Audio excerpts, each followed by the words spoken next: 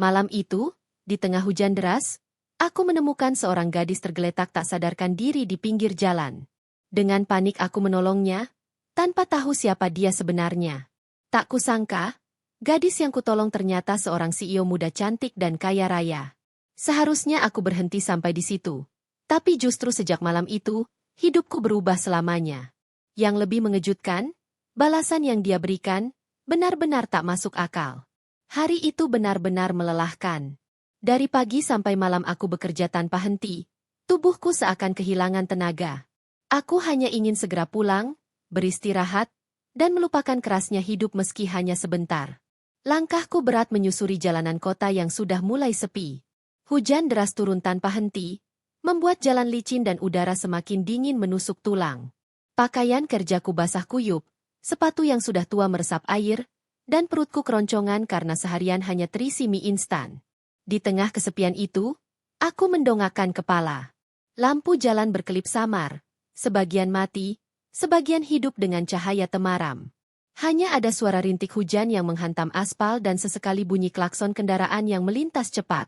Aku menarik napas panjang.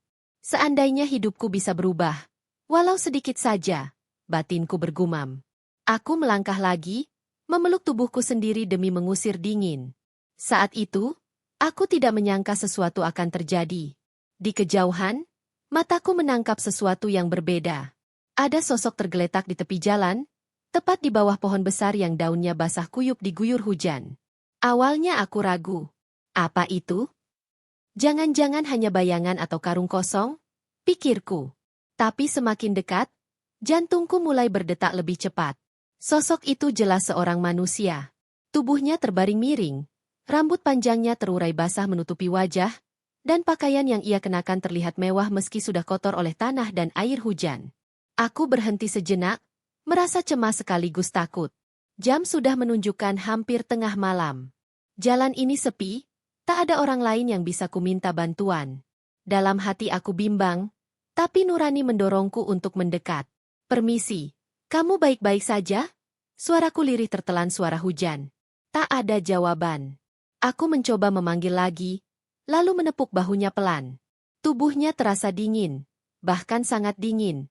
Seolah tak ada kehidupan. Aku panik. Wajahnya pucat pasi, bibirnya kebiruan, matanya terpejam rapat. Aku berjongkok, mencoba memastikan pernapasannya. Syukurlah, dia masih bernafas, meski pelan dan terengah. Aku menatap sekeliling. Tidak ada siapapun. Bahkan kendaraan pun jarang melintas.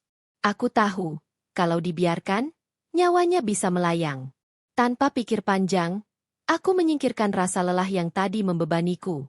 Dengan segala tenaga, aku mengangkat tubuhnya. Berat, karena pakaian basah oleh hujan, dan tubuhku sendiri sudah kehabisan tenaga. Tapi entah dari mana, aku mendapat kekuatan.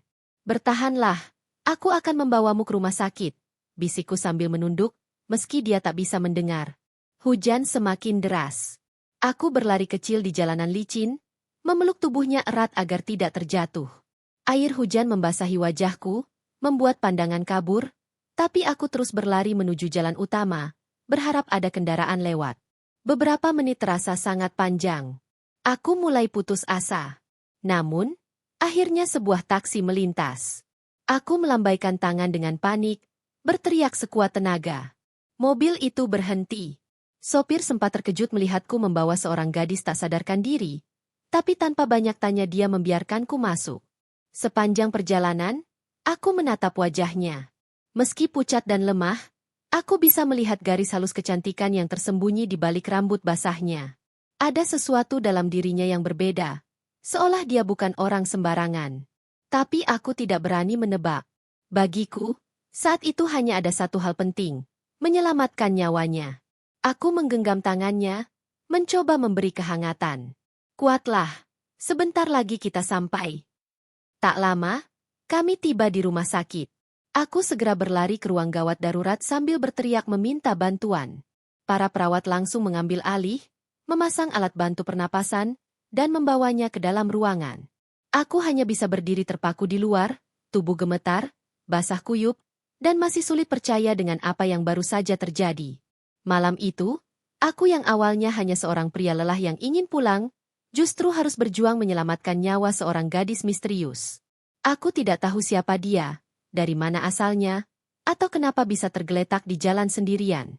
Yang aku tahu, malam itu adalah awal dari sesuatu yang akan mengubah seluruh hidupku. Aku duduk di kursi panjang depan ruang gawat darurat, tubuhku masih basah kuyup. Dari celana hingga sepatu, semuanya dingin dan lengket, tapi aku tak peduli. Mataku tak lepas dari pintu yang sesekali dibuka tutup perawat. Hujan masih terdengar deras di luar, namun yang lebih keras adalah detak jantungku.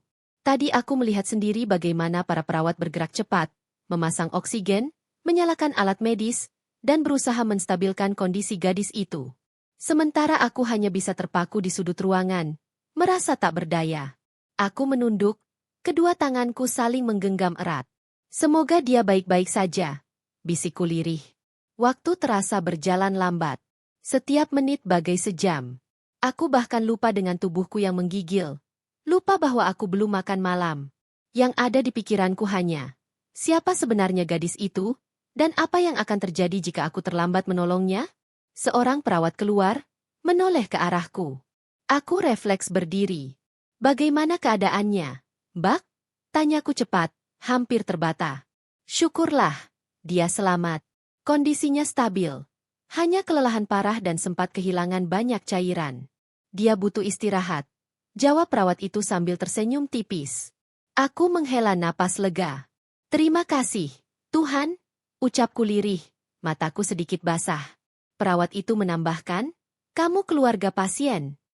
Aku terdiam. Sebenarnya aku bukan siapa-siapa. Hanya orang asing yang kebetulan lewat. Bukan. Aku hanya menemukannya di jalan. Dia pingsan, jadi kubawa ke sini. Perawat itu mengangguk, seolah mengerti. Kalau begitu, kamu bisa menunggu sampai dia sadar. Kami akan memindahkannya ke ruang rawat. Aku mengangguk cepat. Baik. Beberapa menit kemudian, gadis itu dipindahkan ke ruang rawat inap.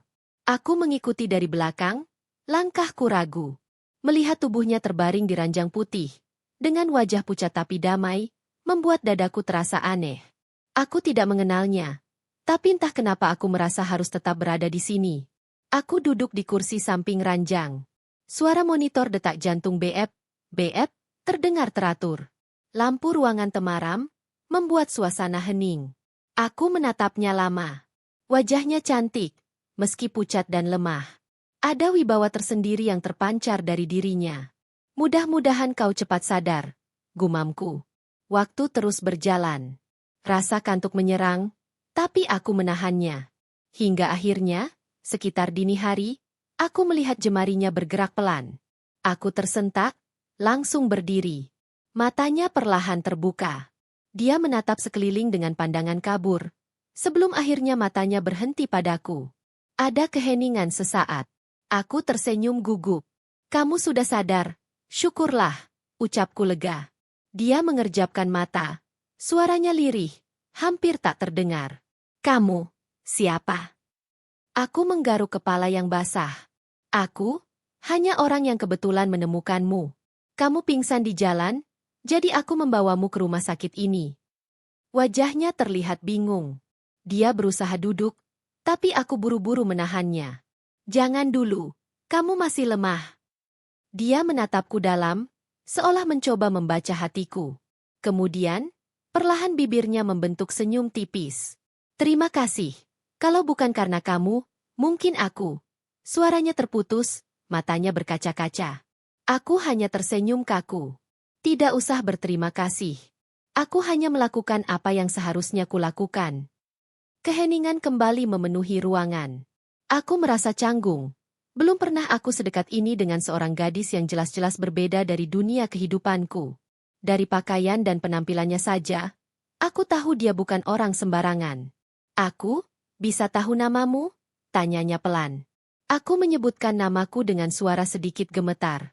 Dia mengangguk, lalu memperkenalkan diri, meski masih lemah. Namun saat dia menyebut namanya, ada sesuatu yang aneh. Nama itu seakan familiar. Seperti pernah kudengar dari berita atau koran, tapi aku tak ingin sok tahu. Aku berhutang nyawa padamu, katanya serius. Aku tidak akan lupa ini. Aku tercekat. Aku hanya orang biasa, hidup pas-pasan, sementara dia jelas bukan gadis sembarangan. Bagiku, menolongnya sudah cukup. Tidak pernah terpikirkan balasan. Malam itu aku pulang dengan hati campur aduk. Rasa lelah dan dingin seolah hilang. Ada sesuatu yang berbeda dalam hidupku. Seolah Tuhan sedang membuka jalan baru yang tak pernah kubayangkan. Dan aku tidak tahu bahwa pertemuan pertama itu hanyalah awal dari perubahan besar dalam hidupku. Pagi itu, sinar matahari menembus tirai tipis ruang rawat. Aku kembali ke rumah sakit setelah pulang sebentar untuk mengganti pakaian. Tubuhku masih letih, tapi ada dorongan kuat untuk memastikan keadaan gadis itu. Saat aku masuk ke ruangannya, dia masih tertidur dengan tenang. Rambutnya tergerai rapi, wajahnya terlihat lebih segar dibanding semalam. Di samping ranjang, alat monitor masih menunjukkan detak jantung yang stabil. Aku menarik kursi dan duduk, memperhatikan napasnya yang teratur. Tak lama kemudian, pintu diketuk. Seorang pria berseragam dokter masuk sambil membawa map. Dia berusia sekitar 40-an, berkacamata, dan terlihat berwibawa. "Kamu yang menemukannya?" tanyanya sambil menoleh ke arahku. Aku mengangguk cepat. "Iya, Dok. Bagaimana kondisi dia sebenarnya?" Dokter itu membuka map dan membaca catatannya. "Syukurlah kamu membawanya tepat waktu. Pasien ini mengalami dehidrasi parah dan kelelahan ekstrim. Sepertinya dia sudah lama menahan diri tanpa cukup istirahat. Mungkin karena tekanan kerja atau masalah pribadi. Kalau terlambat sedikit, bisa berakibat fatal." Aku menelan ludah. Bayangan tubuhnya yang pingsan di jalan tadi malam kembali muncul, membuat dadaku bergetar. Jadi, dia akan sembuh sepenuhnya. Dokter tersenyum tipis. Dengan perawatan dan istirahat cukup, dia akan pulih. Tapi dia harus lebih menjaga kesehatan. Tubuh manusia ada batasnya. Apalagi kalau stres ikut menekan. Aku mengangguk, merasa lega sekaligus heran. Gadis itu terlihat begitu rapuh semalam. Tapi aura yang terpancar dari dirinya tidak seperti orang biasa. Setelah dokter pergi, aku menatap kembali gadis itu. Tak lama kemudian, dia mulai bergerak, perlahan membuka mata. Pandangannya masih sayu, tapi ketika melihatku, ada seulas senyum di wajahnya. "Kamu, masih di sini?" Suaranya pelan, serak. Aku mengangguk gugup. "Iya. Aku hanya ingin memastikan kamu baik-baik saja."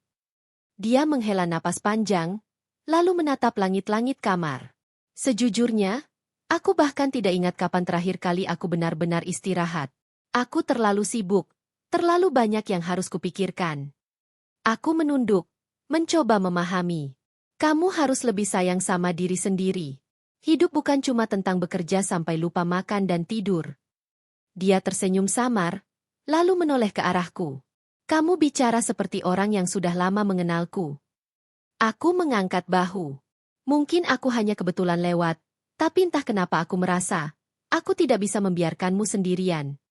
Keheningan meliputi ruangan sejenak. Hanya suara monitor medis yang terdengar. Aku sendiri bingung dengan ucapanku barusan, tapi itu memang keluar dari hati. Matanya menatapku lebih lama, seolah mencoba membaca siapa aku sebenarnya. "Namamu sudah ku ketahui tadi malam, tapi aku belum sempat memperkenalkan diri dengan benar." Aku mengangguk, pura-pura tenang, padahal jantungku berdetak lebih cepat. "Namaku." Dia menyebutkan namanya dengan jelas. Saat itu juga, aku merasa tersentak. Nama itu terdengar sangat familiar. Aku pernah membaca di koran atau melihat sekilas di berita online tentang seorang wanita muda, sukses, memimpin sebuah perusahaan besar di usia yang masih muda. Tapi aku berusaha menahan diri. Mungkin aku salah orang. Tidak mungkin aku yang hanya orang biasa, kebetulan bertemu dengan sosok penting seperti itu. Dia menyadari keherananku. "Kenapa? Wajahmu terlihat terkejut." Aku tersenyum kaku. "Ah, tidak. Hanya, namamu terdengar tidak asing." Dia tidak menjawab, hanya tersenyum penuh misteri. Hari itu berjalan dengan tenang. Aku membantunya mengambil air, memanggil perawat saat dia butuh sesuatu, bahkan mengajaknya berbicara ringan agar tidak bosan. Semakin lama aku berada di dekatnya, semakin aneh rasanya. Seolah ada jarak yang sangat jauh antara dunia kami, tapi juga ada sesuatu yang perlahan mendekatkan. Menjelang sore, aku keluar sebentar untuk membeli makanan di kantin rumah sakit. Saat kembali, aku melihatnya duduk di ranjang, memandang keluar jendela. Hujan tipis turun lagi, membasahi kaca. "Kenapa kamu mau repot-repot seperti ini?" tanyanya tiba-tiba tanpa menoleh. Aku berhenti di ambang pintu, sedikit bingung. "Maksudmu?" Dia menoleh, menatapku tajam. "Kamu bahkan tidak mengenalku. Tapi kamu tetap menemaniku, seolah aku seseorang yang penting bagimu. Kenapa?" Pertanyaan itu menohok. Aku sendiri tidak tahu jawabannya. Yang aku tahu, sejak malam itu, ada sesuatu dalam diriku yang membuatku tidak bisa pergi begitu saja. Aku menunduk, mencoba mencari kata. Mungkin, karena aku tidak ingin menyesal. Kalau aku bisa menolongmu, kenapa harus berpaling? Dia terdiam lama, lalu tersenyum tipis. Senyum yang kali ini terasa hangat, bukan sekadar basa-basi. Dan sejak hari itu, aku sadar. Aku ingin tahu lebih banyak tentang dirinya. Siapa sebenarnya gadis ini?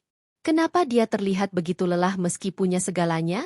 Dan mengapa aku merasa pertemuan kami bukan kebetulan biasa? Hari-hari berikutnya di rumah sakit terasa berbeda. Aku yang biasanya menjalani rutinitas sederhana, kini mendapati diriku sering berada di samping seorang gadis yang tak sengaja kutemukan di jalan. Anehnya, aku tidak merasa terbebani. Justru setiap kali melihatnya perlahan pulih, hatiku ikut terasa ringan. Pagi itu aku datang membawa bubur ayam dari warung dekat rumah sakit. Begitu masuk ke kamar rawat, kulihat dia duduk di ranjang sambil membaca dokumen tebal yang dibawa seseorang tadi pagi. Dahinya berkerut, matanya serius. Seolah sakit pun tak bisa menghentikannya bekerja.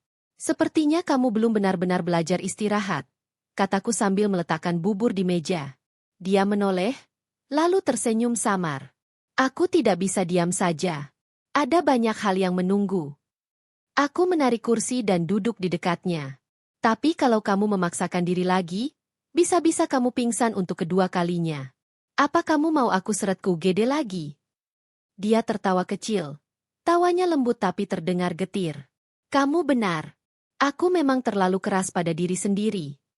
Aku menatapnya lama. Di balik wajah cantik dan penampilan elegannya, ada sesuatu yang rapuh. Seperti seseorang yang terbiasa menanggung beban sendirian. Aku penasaran. Aku akhirnya memberanikan diri bertanya. "Apa sebenarnya yang membuatmu sampai seperti ini? Maksudku, sampai kelelahan begitu parah?" Dia terdiam sebentar, menutup map dokumen dan menatap keluar jendela. Hujan rintik-rintik masih turun, membasahi kaca.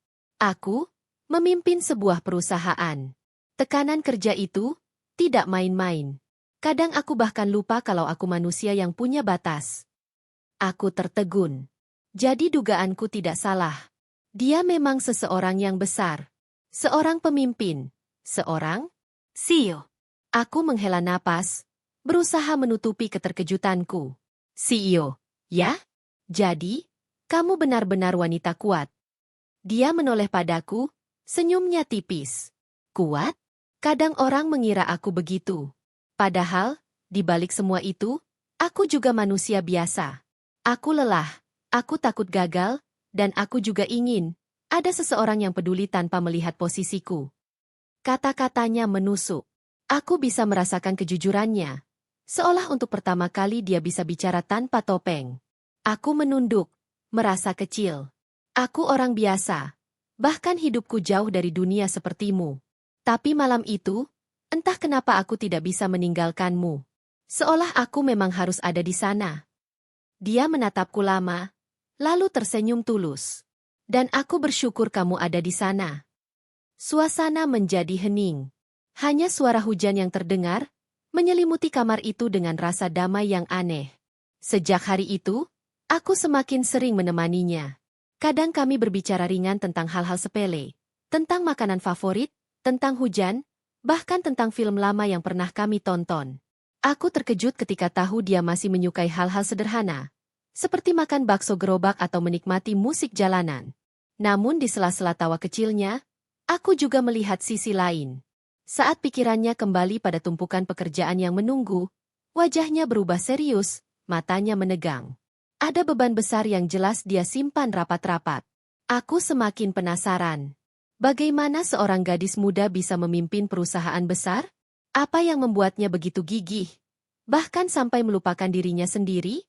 Sore itu, saat aku membawakan teh hangat, aku mendapati dia termenung menatap jendela lagi. Wajahnya tampak letih, meski tubuhnya sudah jauh lebih baik. Kamu tahu, katanya tiba-tiba, menjadi seorang pemimpin berarti harus kuat di depan semua orang. Aku tidak boleh terlihat lemah. Tapi anehnya, di hadapanmu, aku bisa bicara jujur. Aku terdiam, tak tahu harus menjawab apa. Dia melanjutkan, suaranya lebih pelan, kamu mungkin tidak tahu siapa aku di luar sana. Tapi di sini, aku hanya seorang perempuan yang ingin sesekali merasa bebas, tanpa beban. Aku menatapnya dalam, hatiku bergetar. Dia terlihat begitu rapuh. Namun ada kekuatan besar dalam dirinya yang membuatku kagum. Aku tidak peduli siapa kamu di luar sana, ucapku jujur. Yang aku tahu, malam itu aku melihat seseorang yang butuh pertolongan. Dan sejak saat itu, aku ingin memastikan kamu baik-baik saja. Dia tersenyum lagi, kali ini lebih hangat daripada sebelumnya. Senyum yang membuatku merasa, mungkin kehadiranku benar-benar berarti baginya. Namun, di balik senyum itu, aku yakin masih ada banyak rahasia yang belum terungkap. Tentang kehidupannya, tentang perusahaannya, dan tentang siapa sebenarnya dia di mata dunia. Dan aku tidak tahu, semakin aku mendekat, semakin dalam aku akan terseret dalam kehidupannya yang rumit. Keesokan harinya, suasana di rumah sakit terasa berbeda. Begitu aku tiba di kamar gadis itu, aku melihat beberapa perawat mondar-mandir dengan ekspresi tegang, seolah ada hal penting yang sedang dipersiapkan. Pagi, Mas, sapa salah satu perawat yang kemarin menolongku. Kamu datang pas waktunya. Pasienmu baru saja diperiksa dokter. Aku sempat mengernyit. Pasienku? Aku bukan siapa-siapa. Tapi rupanya semua orang di sini sudah menganggap aku bagian dari lingkaran dekatnya. Saat aku masuk, kulihat gadis itu sedang duduk di ranjang dengan tubuh yang lebih segar. Namun, ada dua pria bersetelan rapi berdiri di dekatnya. Mereka berbicara dengan nada formal, seolah sedang memberi laporan. Aku berhenti di pintu, ragu untuk masuk. Namun begitu melihatku, dia langsung tersenyum. Kamu datang. Masuklah. Aku melangkah perlahan, mencoba menyembunyikan rasa canggung. Dua pria itu melirikku sekilas, lalu kembali menatap gadis itu dengan hormat. Setelah beberapa menit, mereka pamit dengan membungkuk sopan, sebelum meninggalkan ruangan. Aku menarik kursi. Siapa mereka? Sepertinya, sangat menghormatimu. Dia tersenyum samar. Mereka, bagian dari timku. Mengabarkan perkembangan perusahaan.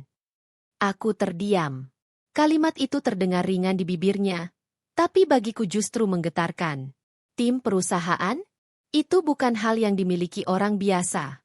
Aku mencoba menahan rasa penasaran, tapi sulit. Aku semakin yakin bahwa aku sedang berhadapan dengan seseorang yang benar-benar besar. Belum sempat aku bertanya lagi, pintu kembali terbuka. Kali ini, seorang wanita setengah baya dengan pakaian elegan masuk sambil membawa bingkisan buah. Wajahnya berkelas, tutur katanya halus, namun dari caranya berbicara, jelas terlihat rasa hormat yang dalam. Anak muda, syukurlah kamu sudah lebih baik, katanya sambil menaruh buah di meja. Kami semua cemas mendengar kabar kamu pingsan. Perusahaan tidak bisa berjalan tanpamu. Aku hanya bisa membeku di kursi. Kata-kata itu membuatku semakin yakin. Dia memang CEO yang selama ini hanya bisa kubaca di berita. Gadis itu menanggapinya dengan tenang, bahkan memberi senyum menenangkan. Aku baik-baik saja. Jangan khawatir. Sampaikan pada yang lain, aku akan kembali bekerja begitu pulih. Wanita itu mengangguk hormat, lalu pamit dengan sopan. Begitu pintu tertutup, aku menoleh ke gadis itu. Perusahaan? CEO? Jadi, benar dugaan aku. Kamu bukan orang biasa. Dia menatapku, seolah ingin membaca isi hatiku. Kamu kecewa mengetahuinya? Aku menggeleng cepat. Tidak, hanya saja, aku terkejut. Aku orang biasa, pekerja harian yang bahkan kadang kesulitan bayar kontrakan.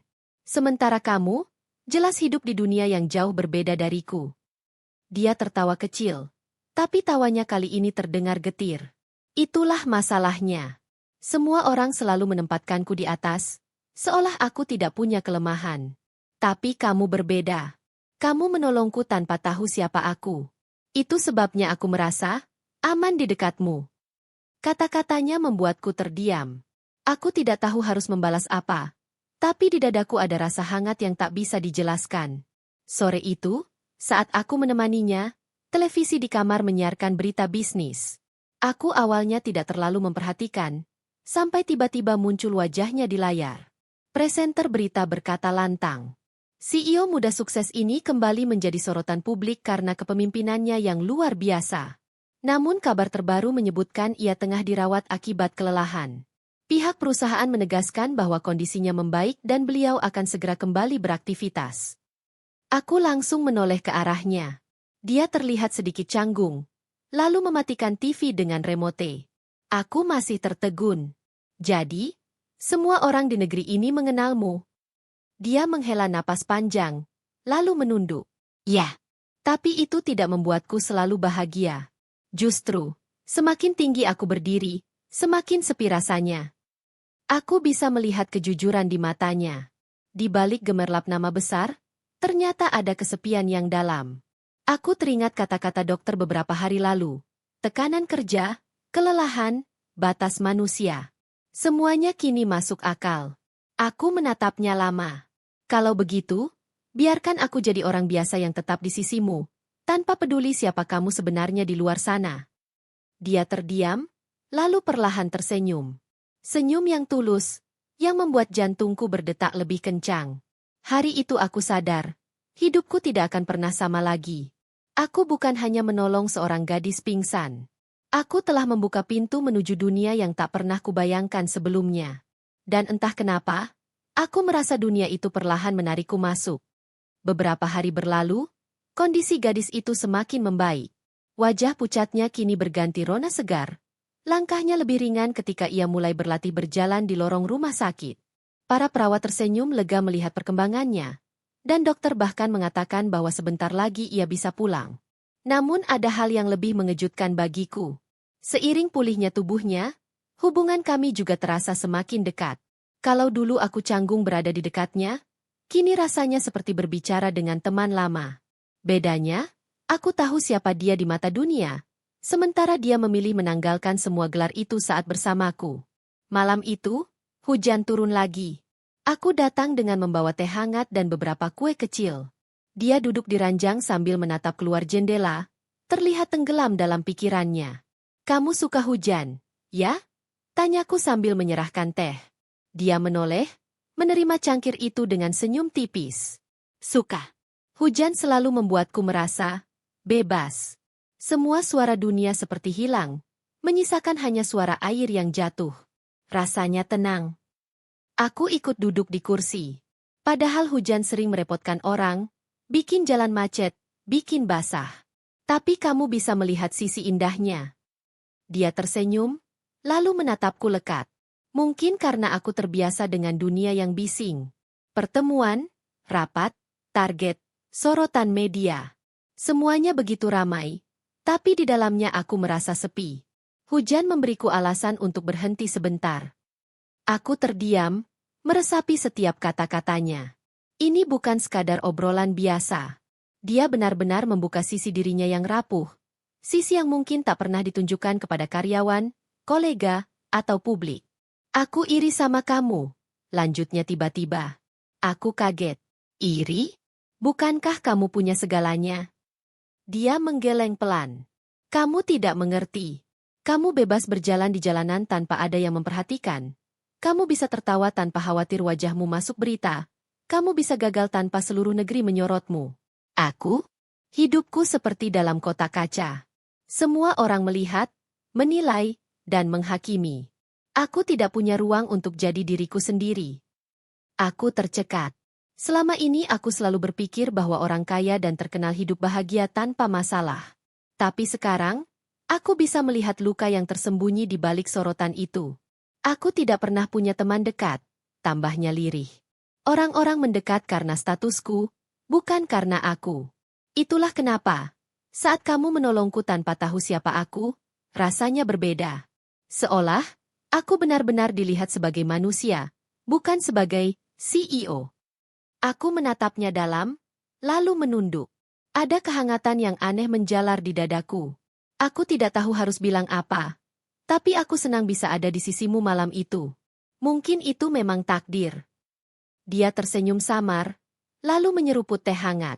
Hening kembali, tapi kali ini hening yang nyaman. Setelah beberapa saat, dia berkata lagi, "Kalau aku boleh jujur, aku takut."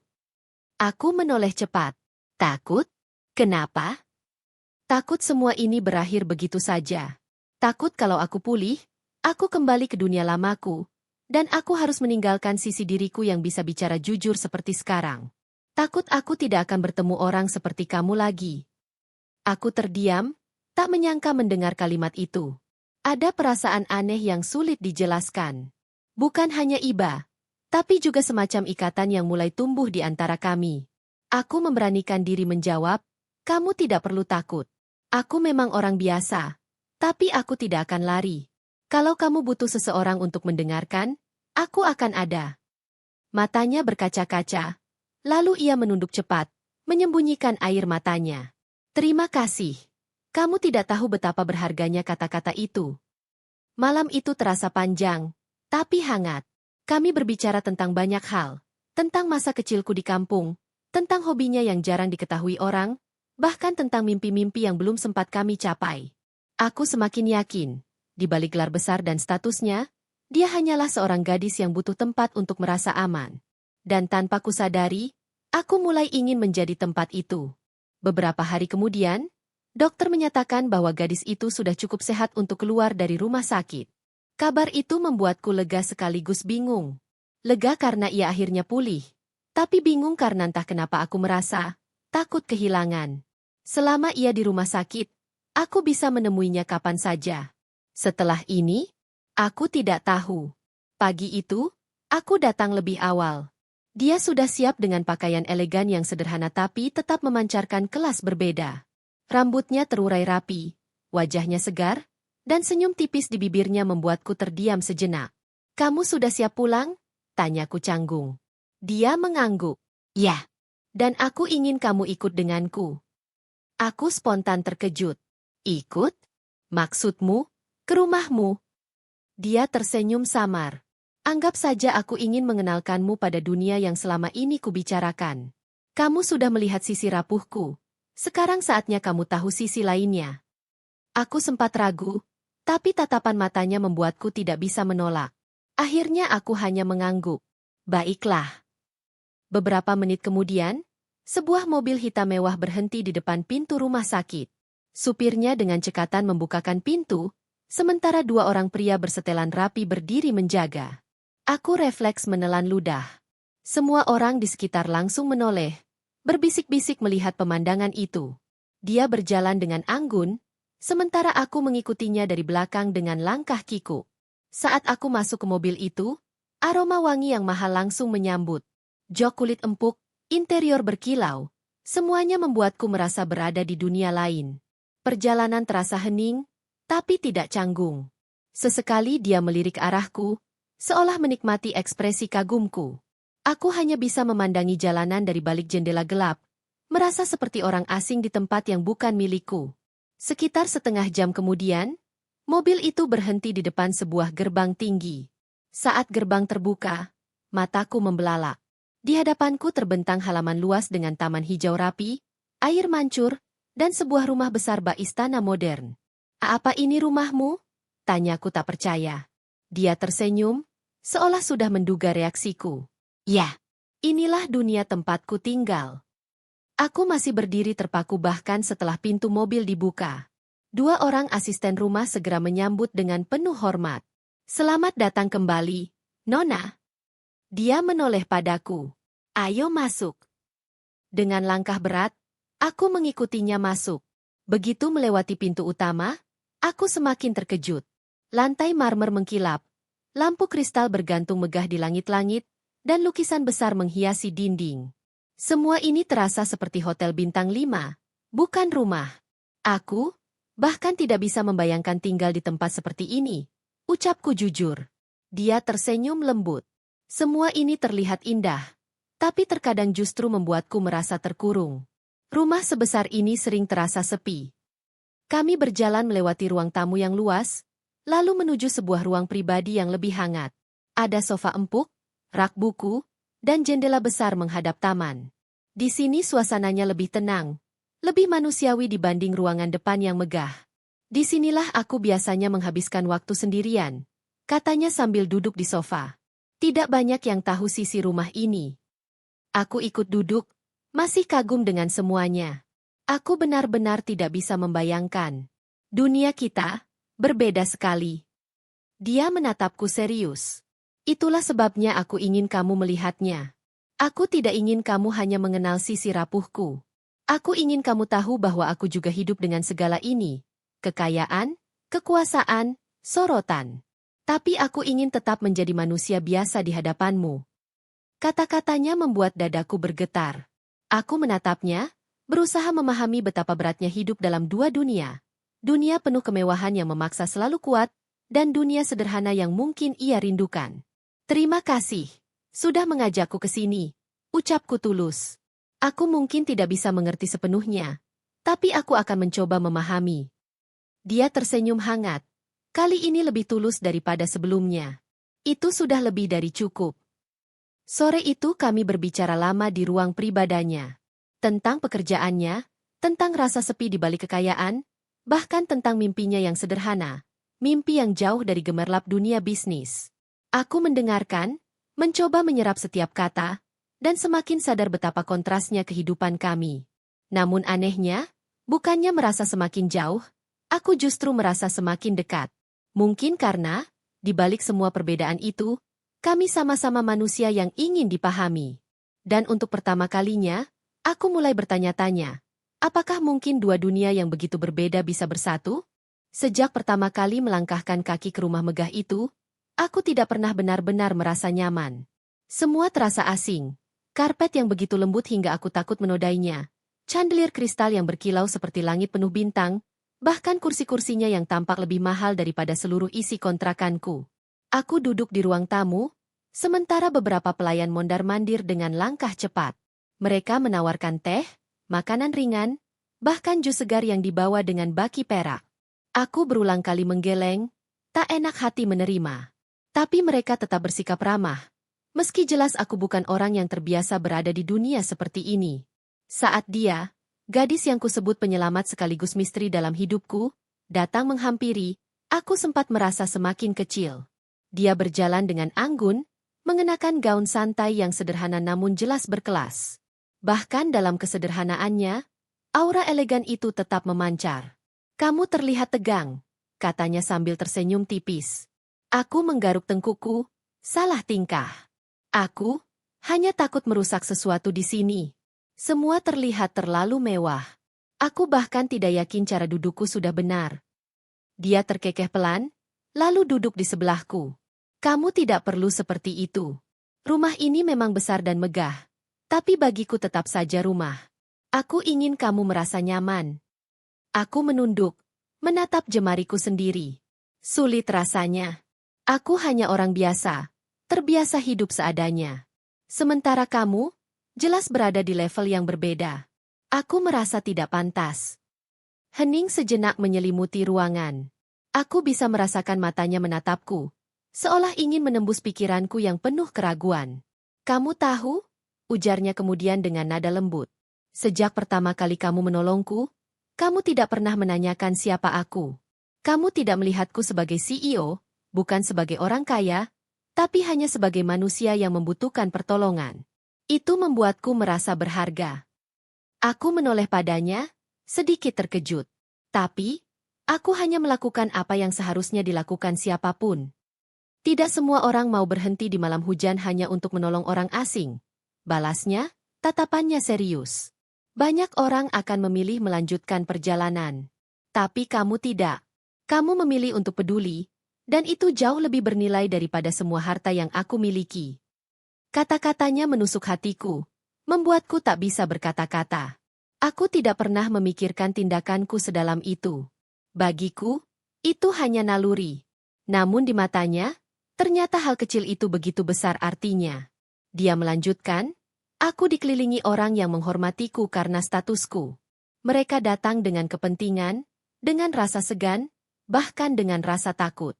Tapi kamu hadir tanpa beban itu. Itu yang membuatmu berbeda.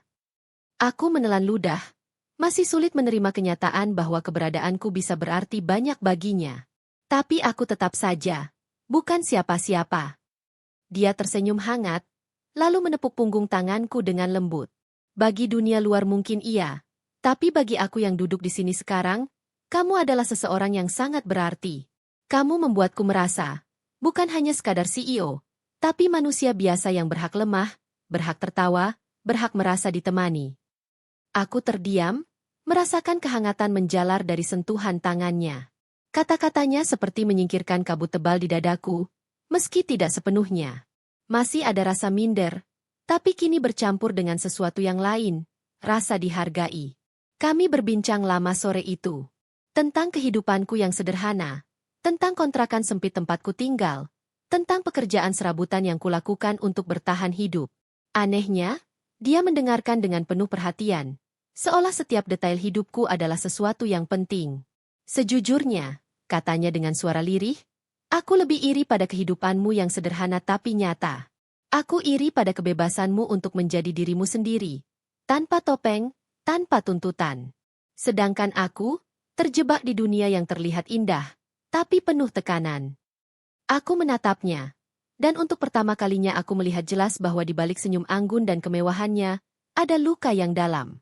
Sore berganti malam. Saat aku pamit pulang, dia menghentikan langkahku. Jangan pernah merasa rendah diri di depanku. Karena bagiku, kamu lebih dari cukup. Aku hanya bisa menatapnya. Hatiku bergetar hebat. Kata-katanya masih terngiang bahkan setelah aku meninggalkan rumah itu. Untuk pertama kalinya, aku mulai percaya bahwa mungkin, hanya mungkin, keberadaanku benar-benar berarti dalam hidupnya. Beberapa hari setelah kepulangannya dari rumah sakit, gadis itu mengajakku menghadiri sebuah acara makan malam keluarga besar dan kolega bisnisnya. Jujur, aku ingin menolak. Rasanya tidak ada satupun alasan logis yang membuatku pantas berada di tengah orang-orang kaya, berpakaian jas mahal, membicarakan bisnis dengan bahasa yang bahkan aku tak mengerti. Tapi tatapannya yang penuh keyakinan saat mengundangku membuatku tak kuasa menolak. Aku ingin kamu ada di sana, katanya. Bukan sebagai siapapun, tapi sebagai dirimu sendiri. Maka disinilah aku berdiri, di depan cermin, mengenakan kemeja sederhana pinjaman dari seorang teman. Jauh dari kata sempurna, apalagi mewah. Tapi itu yang terbaik yang bisa kupakai.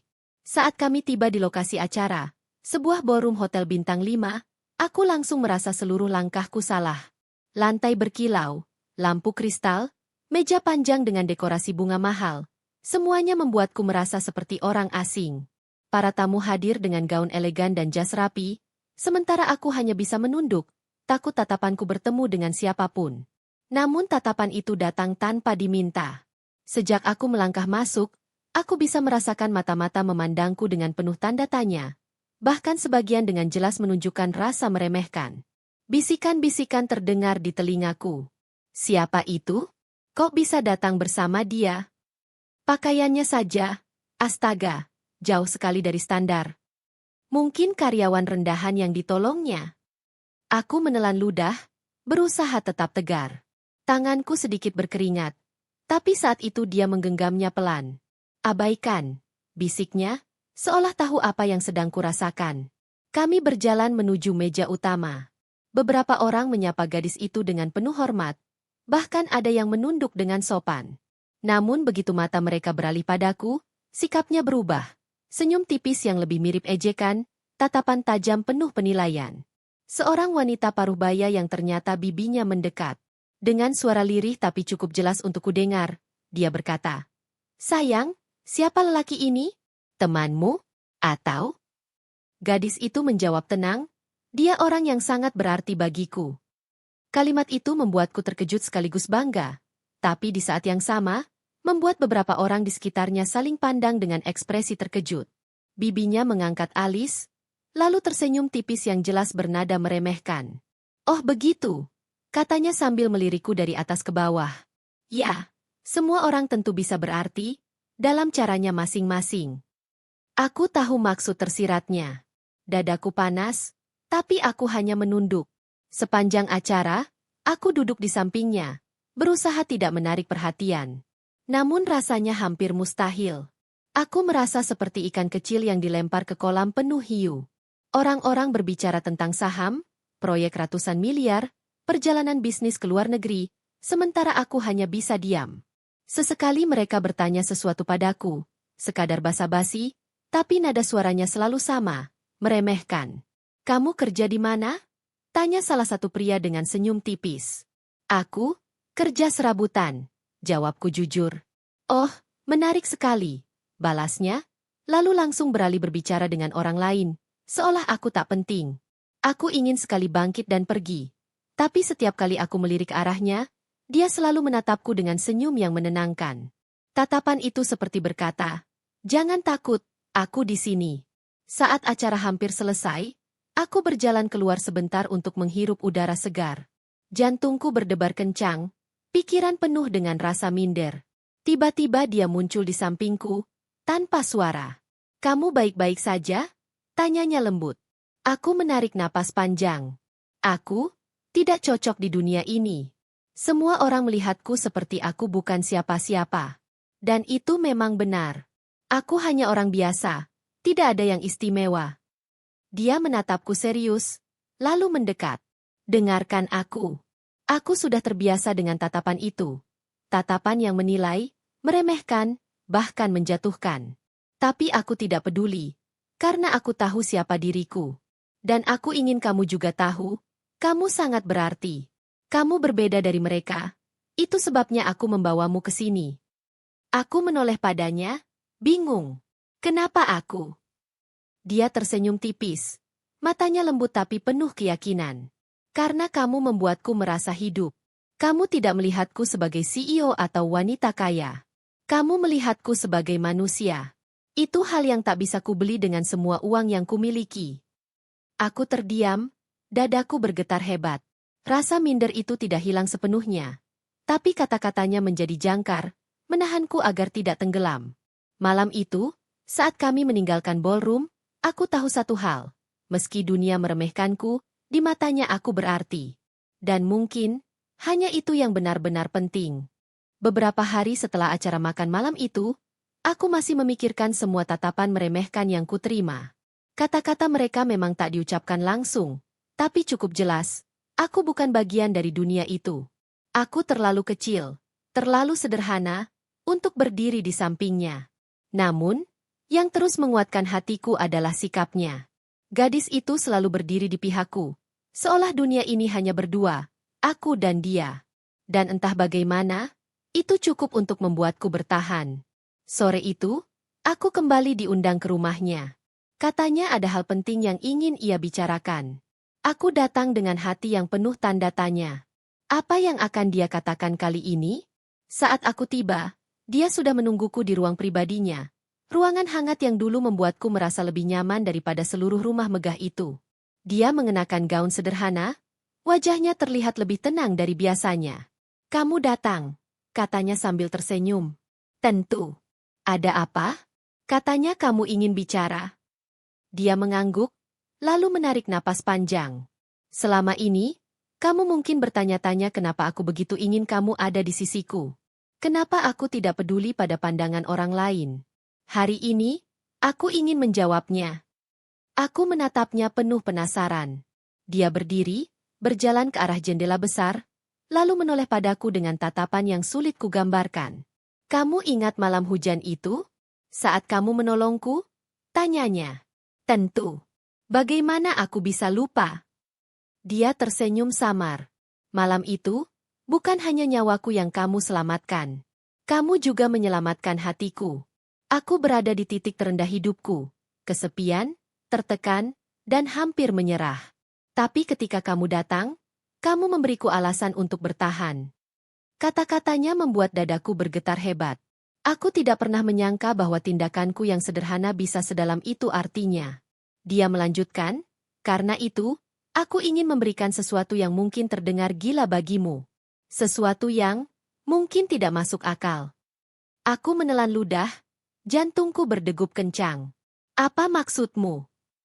Dia berjalan kembali mendekat, lalu duduk di depanku.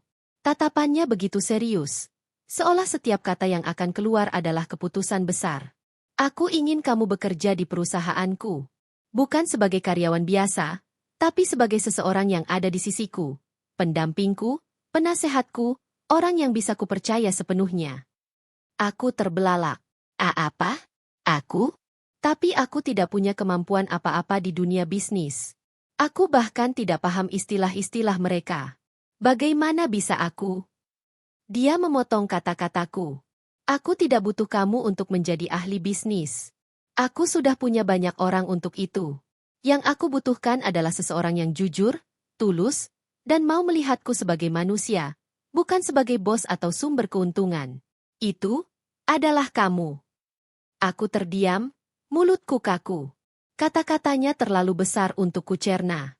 Seorang CEO kaya raya meminta orang sepertiku untuk berdiri di sisinya. Itu benar-benar di luar logika. Melihat kebisuanku, dia tersenyum lembut. Aku tahu ini terdengar gila. Tapi aku serius. Anggap saja ini balasanku karena kamu pernah menolongku tanpa pamrih. Balasan yang mungkin tak masuk akal, tapi itulah caraku menunjukkan betapa berharganya dirimu. Aku merasakan dadaku sesak. Rasa minder, canggung, takut, semua bercampur jadi satu. Namun di atas semua itu, ada rasa haru yang sulit kutahan. Air mataku hampir menetes, tapi kutahan dengan sekuat tenaga. Aku tidak tahu harus berkata apa, ujarku akhirnya. Tapi kenapa aku? Dari sekian banyak orang yang lebih layak, kenapa harus aku? Dia menatapku dalam-dalam. Karena di dunia yang penuh dengan kepalsuan ini, kamu adalah satu-satunya yang nyata bagiku.